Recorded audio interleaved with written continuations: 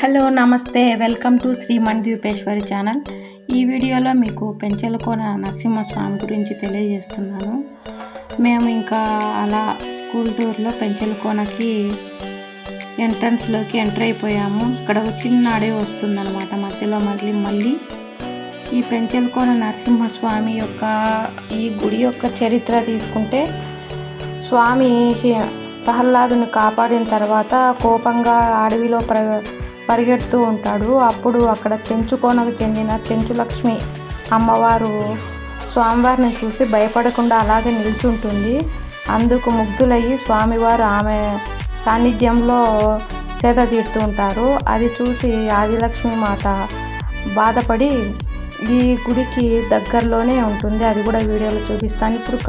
ఇప్పుడు ఇక్కడ కనపడే ఈ వీడియో వచ్చేసి విజయేశ్వరి అమ్మవారు ఉంది కదా, ఆమె 30 ఏళ్ళ నుంచి ఇక్కడ తపస్సు చేసుకుంటూ లలితా పరమేశ్వరి దేవిని శ్రీచక్ర పీఠాన్ని స్థాపించి చాలా బాగుంటుంది లోపల ఆశ్రమము. మేము 19 ఏళ్ళ కిందట వెళ్ళినాము. మా పాప 2 ఇయర్స్ ఏజ్ అప్పుడు. ఆ అమ్మవారు చెప్పిన ఆ బీజమంత్రాలు మా పాప చాలా వందల సార్లు వల్లివేస్తూ పిల్లలందరికీ పలికిచ్చింది. అలా ఆమె ఆశీస్సులతో ఇప్పుడు మా పాప ఒక మంచి స్టేజ్లో ఉందన్నమాట.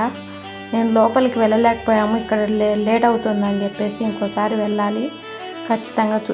ఇక్కడ బయటికి మాత్రం నేను తీయగలిగాను ఈ వీడియో. ఇంకా లోపలైతే దారిలో నుంచి లోపలికి ఎంటర్ అయినప్పటి నుంచి తామర పూలతో నిండి ఉంటుంది. ఆ చిన్న చిన్న కొలనులో మొత్తము పసుపు కలరు, ఎరుపు, రోజ్ కలర్గా, వైట్ తామరలు, ఇలా అన్ని రకాలు అక్కడ చూస్తే ఎంత బాగుంటుందంటే అంత బాగుంటుంది. లలితా పరమేశ్వరి టెంపుల్ అయితే ఇంకా సూపర్గా ఉంటుందన్నమాట. ఇలా ఆర్చి వచ్చేసింది. ఇంకా మేము లోపలికి ఎంటర్ అయిపోతున్నాం. ఇంకా ఈ చిన్న అడవి మెల్లగా దాటేసామంటే ఇంకా అక్కడే అంతా ఉంటుందన్నమాట. గుడి దగ్గరలోనే ఈ లలితాదేవి విజయేశ్వరి అమ్మ ఇది ఆశ్రమం కూడా ఉంది. ఈ విజయేశ్వరి అమ్మ ఇక్కడ పెంచలకోన స్వామి బ్రహ్మోత్సవాల టైంలో ఇక్కడ ఈ విజయేశ్వరి అమ్మ కూడా చాలా బాగా అన్ని యాగాలు, ఆ భక్తులకి అన్నదానాలు ఇలా చాలా చేస్తూ ఉంటారు. స్వామివారికి స్వర్ణరథము ఇలా జరిపిస్తూ ఉంటుంది సేవలు అమ్మ స్వామివారికి. ఇలా మేము ఇలా దాటేసి వెళ్ళిపోయాక అక్కడ స్వామివారిని దర్శించుకునేటప్పుడు ఇంకా ఇలా మెయిన్ ఎంట్రన్స్ అన్నమాట. లోపలికి వెళ్తున్నాము. పిల్లలందరినీ తీసుకొని వెళ్ళాలి కాబట్టి కొద్దిగా హడావుడి. ఇక్కడ మామూలుగా అయితే దర్శనము మామూలుగా ఉంటుంది. ఇలా స్పెషల్ దర్శనం అన్నప్పుడు 100 రూపీస్ కట్టాలి. కానీ స్కూల్ పిల్లలకి లేదు, ఫ్రీగానే 100 రూపీస్ దర్శనంలో నుంచి దగ్గరగా తీసుకెళ్ళి దర్శనం చేయిస్తారు. ఇదంతా ప్రాంగణం అన్నమాట. చాలా ఆహ్లాదంగా ఉంది.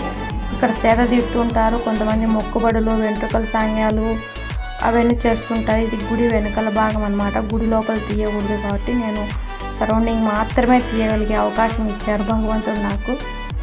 ఇక్కడ ఈ మండపంలో వచ్చేసి స్వామివారికి ఆ రోజు భీష్మ ఏకాదశి కాబట్టి అక్కడ స్వామివారికి కళ్యాణం జరుగుతుంది శనివారము. అందులో ఈ చెంచులక్ష్మి అమ్మవారితో ఇలా స్వామివారు ఇలా ఇద్దరు ఒకే రూపంలో శిలారూపంలోనే ఉన్నారనమాట.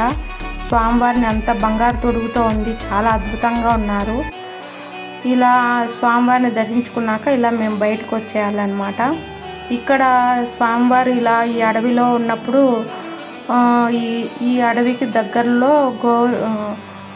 ఒక ఊరు ఉంటుంది. ఆ ఊరు నుంచి అక్కడ వారు భక్తులు, ఈ చెంచు కులానికి చెందిన వాళ్ళు స్వామివారికి సేవలు చేస్తూ ఉంటారనమాట.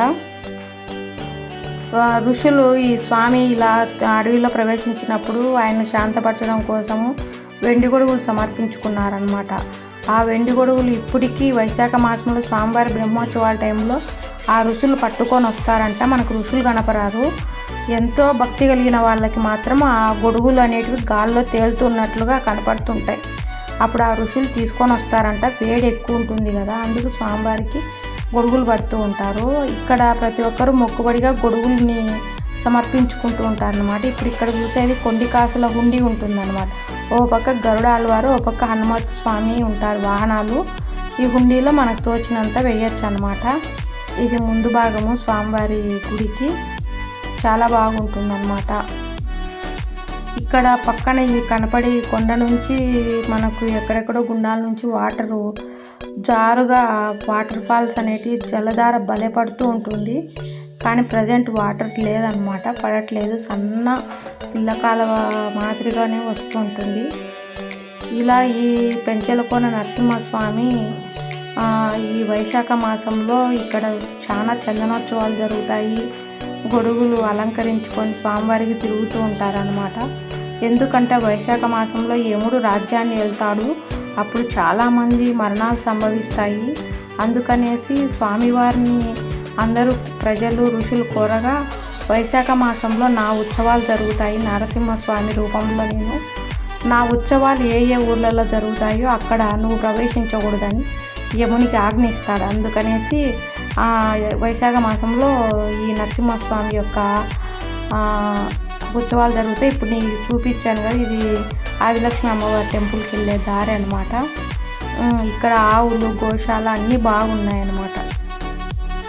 చూసారా ఎంత ఆహ్లాదభరితంగా కొబ్బరి చెట్లు, ఈ సంతాన వటవృక్షం అన్నమాట.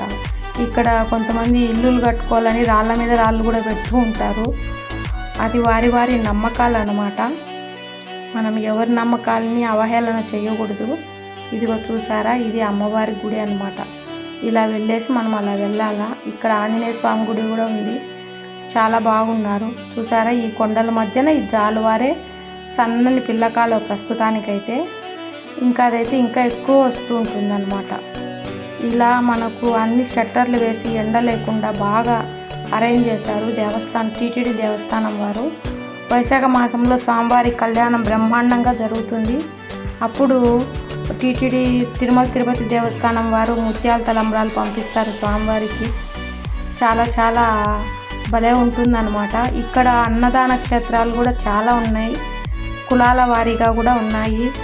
ఒకటైతే మాత్రం స్వామివారి అన్నదాన క్షేత్రమే ఉందన్నమాట. ఇక్కడ ప్రతి ఒక్క భక్తులు వెళ్ళి తినచ్చు అన్నమాట. ఈ కులం వాళ్ళే రావాలనేది లేదు. ఈ కులాల అతీతంగా అన్నదాన క్షేత్రాలు పెడితే బాగుంటుందని నా అభిప్రాయము. ఇప్పుడు మేము స్కూల్ పిల్లలతో వెళ్ళాం కాబట్టి అక్కడ ఈ గుడికి సంబంధించిన ఈవో గారు ఉన్నారు కదా, ఆయన ఫోన్ నెంబర్ మా కొలీగ్ వాళ్ళు ఇచ్చారు. ఆయనకి మనము ఇలా పిల్లలతో ఇంతమంది పిల్లలతో వస్తున్నాం సార్ అంటే సరే అని వాళ్ళు మనకు భోజనాలు ఫస్ట్ స్టార్టింగే భోజనాలు అరేంజ్ చేశారు. లడ్డు, పాయసము, బాదుషా, చిత్రాన్నము, ఇలా రకరకాల షడ్రసోపేతమైన స్వామివారి ప్రసాదాన్ని మాకు అందించారు. ఇక్కడ ప్రతి ఒక్కరూ మొక్కుబడిగా శనగబ్యాళ్ళు, బియ్యం బెల్లంతో పొంగల్ చేసుకొని స్వామివారికి తీసుకెళ్తున్నారు. అది మాకు కొద్దిగా ఇచ్చారు ప్రసాదంగా. చాలా ఆనందపడ్డాము, స్వామివారి ఇలా మమ్మల్ని కనికరించారు అన్నట్టు. ఇది స్వామివారి కార్యాలయం, ఆ గుడికి సంబంధించిన వారి కార్యాలయము. ఇక్కడే మనకు ఒక రూమ్ ఉంటుంది, అక్కడ మనకు ప్రసాదాలు పులిహోర, లడ్డు ఇవన్నీ దొరుకుతాయి, మనం కొనుక్కోవచ్చు. ఈ పెద్ద షట్టర్లో ఈ భక్తులు సేద తీరచ్చు, కొద్దిసేపుగా మనం కూర్చుంటాం కదా, అలాగా వస్తూ ఉన్నారు వెళ్తూ ఉన్నారు. ఎందుకంటే ఈరోజు కొద్దిగా క్రౌడ్ బాగానే ఉంది. పుష్కరిణి అయితే సూపర్గా ఉందన్నమాట. చాలా అక్కడ స్నానపు గదులు ఇవన్నీ కూడా చాలా బాగున్నాయి. ఇది చూశారు కదా, అవన్నీ అన్నదాన క్షేత్రాలు. మేము ఇలా వెళ్ళి అక్కడ స్వామివారి దర్శనం చేసుకొని అలా జ్యోతులు అదే వెలిగిచ్చేసి టెంకాయ కొబ్బరికాయ కొట్టేసుకొని ఇలా ప్రశాంతంగా కొద్దిసేపు సేద తీరాము. ఈ వీడియో నచ్చితే లైక్ చేయండి, షేర్